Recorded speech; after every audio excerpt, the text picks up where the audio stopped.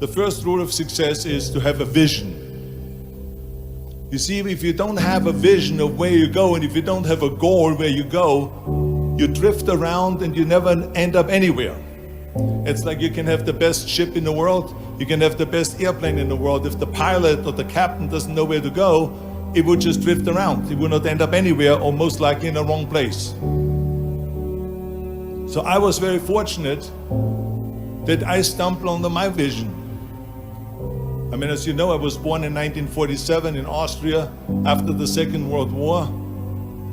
And I didn't really like Austria when I grew up. I couldn't wait to get out of there. I couldn't see myself becoming a farmer or a worker in a factory or anything like that. Even though my parents wanted me to stay there and have a normal life. My father wanted me to become a police officer like he was. My mother wanted me just to stay there and marry a girl with the name of Heidi, hopefully, and have a bunch of kids and run around like the Van Trapp family in The Sound of Music. But that was their vision, not mine. My vision was totally different. I felt that I was born for something special, for something unique, for something big. You know how great it felt that I knew where I was going? Imagine the majority of people don't know where they're going. When you have a goal, when you have a vision, everything becomes easy. Because remember that in America, for instance, when you study, you will see the percentage of people that like their jobs. 74% hate their job in America. Now, there is not much different when you come to Europe. The majority of people don't like what they're doing because they're really not doing it because they didn't have a goal and they followed this goal. They just aimlessly drift around, and then all of a sudden there's a job opening, so they get that job because you have to work. But then when you work, it's a chore. It's work. It's not fun. So if you think about, only a quarter of the people really enjoy what they're doing in life. That is unbelievable if you think about it. So I felt so blessed that I knew what I was doing. It's like a medical student that studies and knows he wants to become a doctor. You know where to go. So I knew where to go. So people always ask me, when they saw me in the gym in the pumping iron days, they say, why is it that you're working out so hard? 5 hours a day, 6 hours a day, and you have always a smile on your face. The others are working out just as hard as you do, and they look sour in the face. Why is that? And I told people all the time, I said, because to me, I'm shooting for a goal. In front of me is the Mr. Universe title. So every rep that I do gets me closer to accomplishing that goal, to make this goal, this vision turn into reality. Every single set that I do, every repetition, every weight that I lift will get me a step closer to turn this goal into reality. So I couldn't wait to do another 500-pound squat. I couldn't wait to do another 500-pound bench press. I couldn't wait to do another 2,000 reps of sit-ups. I couldn't wait for the next exercise, for the next half hour of posing and all the kind of things that you have to do to be a champion. And with the age of 20, I went to London and I won the Mr. Universe contest as the youngest Mr. Universe ever. And it was because I had a goal. So let me tell you something, visualizing your goal and going after it makes it fun. You got to have a purpose no matter what you do in life. You got to have a purpose. So that's rule number one, have a vision. Rule number two is, don't listen to the naysayers. Don't listen to the naysayers.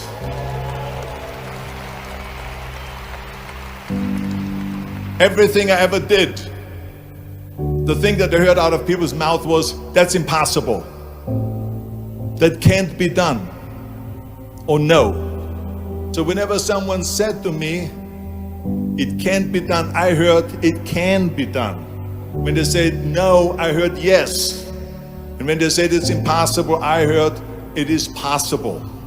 I'm a strong believer of what Nelson Mandela said, that everything is always impossible until someone does it.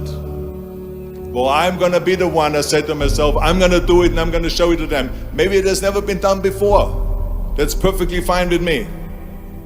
But I'm gonna do it. And I did not listen to the naysayers. Next thing, the third point that I'm gonna make to you is, before we sit down with Jürgen and talk about the rest of the three, is work your ass off. There is no magic pill. There is no magic out there. You cannot get around. You have to work and work and work. And it drives me crazy when people say they don't have enough time to go to the gym for 45 minutes a day and work out. Or to do something for 45 minutes to an hour a day to improve. If it is physically improve or if it is mentally to improve. Imagine you read 1 hour a day about history. How much you will learn after 365 hours in 1 year. Think about if you study about the history of musicians, of composers, how much you would know. Imagine if you would work on a business, on some business that you want to develop every day for an hour. Imagine how further along you will go and get. So it drives me nuts because when people say we don't have the time, we have 24 hours a day. We sleep 6 hours a day, so that gives you still 18 hours. And there's someone shaking their head out here in front. They say probably, I don't sleep 6 hours, I sleep 8 hours, right? Or just sleep faster.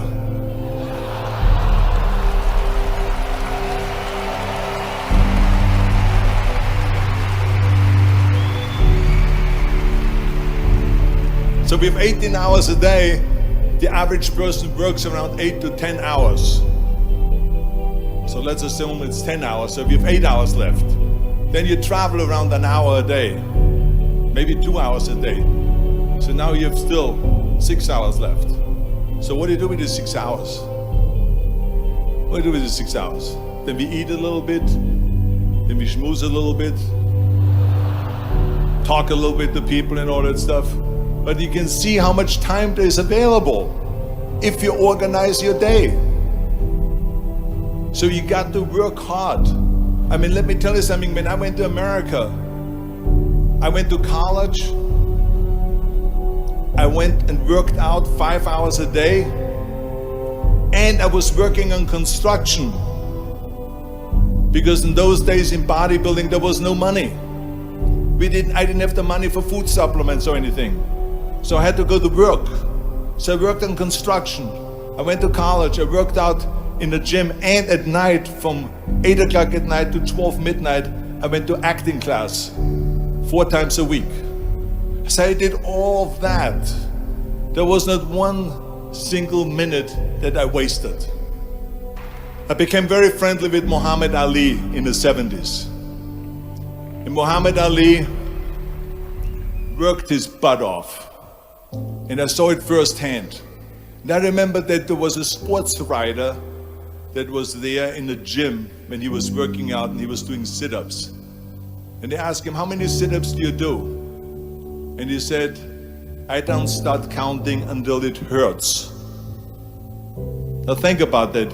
He doesn't start counting his sit-ups until he feels pain.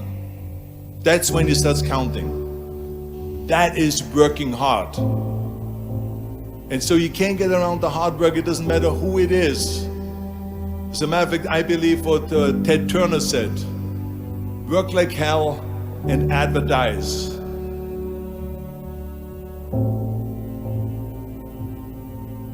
You get it? Work like hell, go to bed, and early to rise. Work like hell and advertise. So you work your ass off, and then you let the world know about your work. That's what it is all about. Let people know. If you have a company, if you have a movie, if you do a sports, work your ass off, but then advertise and let everyone know. I hate Plan B. And I tell you why. Because we have so many doubters, as I've said earlier, the no-sayers. We have so many of those people that say no and you can't do it, it's impossible. That is okay because we just turn off, as I said earlier, and we listen and we hear the no being a yes. You can't do it, you can do it, and all of that. So that is possible to do that amongst all the negative people around you. But when you start doubting yourself, that's very dangerous. Because now what you're basically saying is that if my plan doesn't work, I have a fallback plan, I have a plan B. And that means that you start thinking about plan B, and every thought that you put into plan B, you're taking away now that thought and that energy from plan A.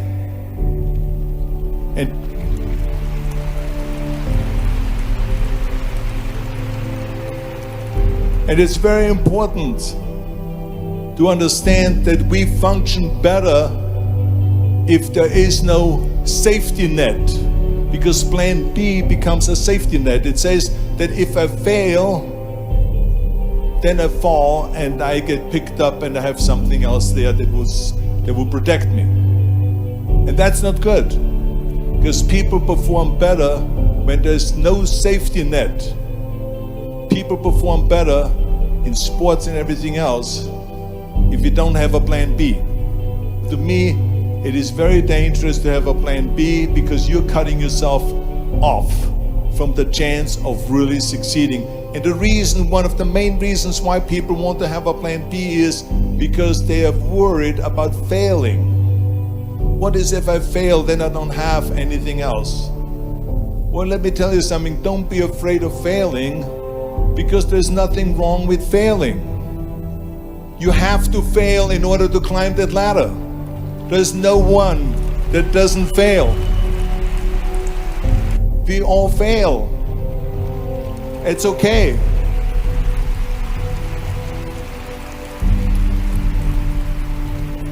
What is not okay is that when you fail, you stay down.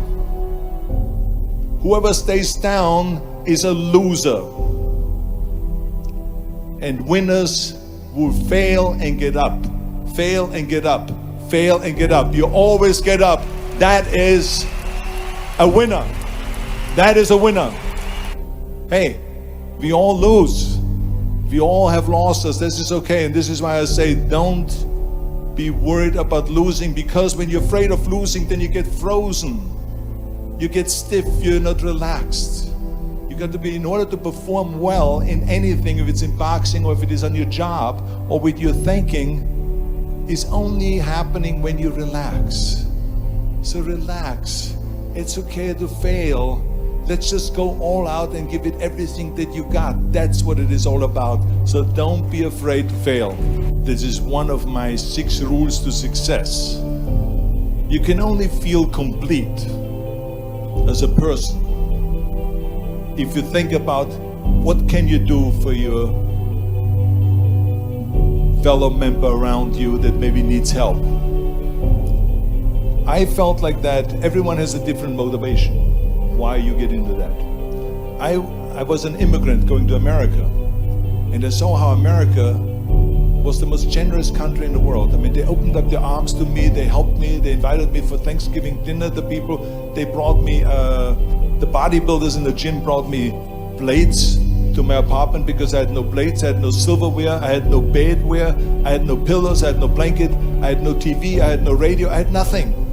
They brought it to my apartment. They helped me. And I saw that firsthand, this generosity in America. And I said to myself, as an immigrant that is being embraced with open arms, that I need to go and make sure that I give something back. I found that nothing in life is worthwhile unless you take risks. Nothing. Nelson Mandela said, "There is no passion to be found playing small and settling for a life that's less than the one you're capable of living." Now, I'm sure in your experiences in school and applying to college and picking your major and deciding what you want to do with life, I'm sure people have told you to make sure you have something to fall back on. Make sure you got something to fall back on, honey. But I never understood that concept, having something to fall back on. If I'm going to fall, I don't want to fall back on anything. I want to fall forward. I figure at least this way I'll see what I'm going to hit. Without consistency, you'll never finish. So do what you feel passionate about. Take chances. Don't be afraid to fail. I found that nothing in life is worthwhile unless you take risks. Nothing. Nelson Mandela said, "There is no passion to be found playing small and settling for a life that's less than the one you're capable of living." Now, I'm sure in your experiences in school and applying to college and picking your major and deciding what you want to do with life, I'm sure people have told you to make sure you have something to fall back on. Make sure you got something to fall back on, honey. But I never understood that concept, having something to fall back on. If I'm going to fall, I don't want to fall back on anything. I want to fall forward. I figure at least this way I'll see what I'm going to hit. Without consistency, you'll never finish. So do what you feel passionate about. Take chances. Don't be afraid to fail. There's an old IQ test, was 9 dots. And you had to draw 5 lines with a pencil within these 9 dots without lifting the pencil. The only way to do it was to go outside the box. Don't be afraid to think outside the box. Don't be afraid to fail big, to dream big. But remember, dreams without goals are just dreams. Reggie Jackson struck out 2,600 times in his career, the most in the history of baseball. But you don't hear about the strikeouts. People remember the home runs. Fall forward. Thomas Edison conducted 1,000 failed experiments. Did you know that? I didn't know that. Because the 1,001st was the light bulb. Fall forward. Every failed experiment is one step closer to success. You've got to take risks, and I'm sure you've probably heard that before, but I want to talk to you about why that's so important. You will fail at some point in your life. Accept it. You will lose. You will embarrass yourself. You will suck at something. There's no doubt about it. And I know that's probably not a traditional message for a graduation ceremony, but hey, I'm telling you, embrace it, because it's inevitable.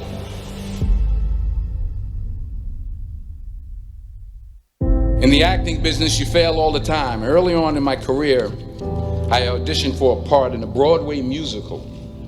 Perfect role for me, I thought, except for the fact that I can't sing.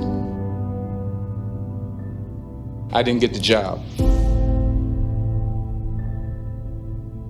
But here's the thing. I didn't quit. I didn't fall back. I walked out of there to prepare for the next audition, and the next audition, and the next audition. I prayed. I prayed. And I prayed. But I continued to fail, and fail, and fail. But it didn't matter, because you know what?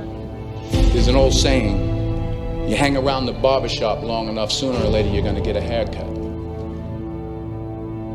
So you will catch a break, and I did catch a break. Last year, I did a play called Fences on Broadway. But here's the kicker. It was at the Court Theater. It was at the same theater that I failed that first audition 30 years prior. The point is, every graduate here today has the training and the talent to succeed. but do you have the guts to fail? If you don't fail, you're not even trying. I'll say it again. If you don't fail, you're not even trying. To get something you never had, you have to do something you never did. So imagine you're on your deathbed, and standing around your deathbed are the ghosts representing your unfulfilled potential. The ghost of the ideas you never acted on. The ghost of the talents you didn't use. And they're standing around your bed, angry, disappointed, and upset. They say, we came to you because you could have brought us to life, they say. And now we have to go to the grave together. So I ask you today, how many ghosts are going to be around your bed when your time comes?